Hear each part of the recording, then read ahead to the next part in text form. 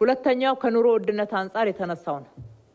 እንግዲህ አዲስ አበባ ላይ የኑሮ ውድነትን ሁኔታ ተረድተን የህዝባችንን የኑሮ ጫና ገብቶን የገበያ መዛባት፣ የገበያ ላይ ዋጋ መቀያየር፣ አጠቃላይ ዓለም አቀፋዊ ሁኔታ፣ ሀገር አቀፋዊ ሁኔታ፣ የከተማችን ሁኔታን ከግንዛቤ ያስገብተን በርካታ ምላሾችን ለመስጠት ጥረት አድርገናል። የምክር ቤት አባላትም ህዝባችንም እውቅና የሰጠበት ነው። የመጀመሪያው ከዘላቂነት አንጻር ምርትን መጨመር ስለሆነ አቅርቦትን መጨመር ስለሆነ ትልቅ ትኩረት የሰጠ ነው። አቅርቦትን ለመጨመር የሚያስችለን ስትራቴጂ ነድፈን ነው የተገበርነው። በከተማችን 4 በሮች ላይ ትልልቅ የገበያ ማዕከላት ተገንብተው ምርት እንደ ልብ የሚገባበት ከተማ አዲስ አበባ ነው።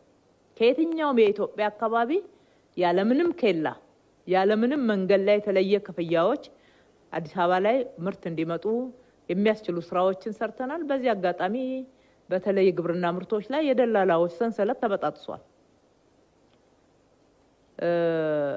አንዳንድ ማሳያዎችን ባነሳ ደስ ይለኛል። ከአዲስ አበባ ውጪ ከሆኑ አካባቢዎች መጥተው ከአዲስ አበባ ሽንኩርት ገዝተው ሲሄዱ፣ ቲማቲም ገዝተው ሲሄዱ፣ ሌሎች አትክልትና ፍራፍሬዎችን ገዝተው ሲሄዱ አይተናል።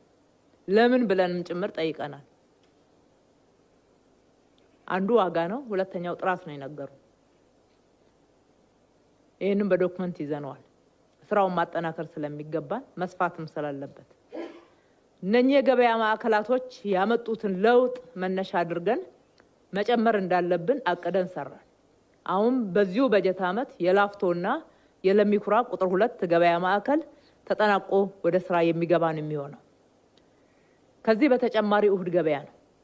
እሁድ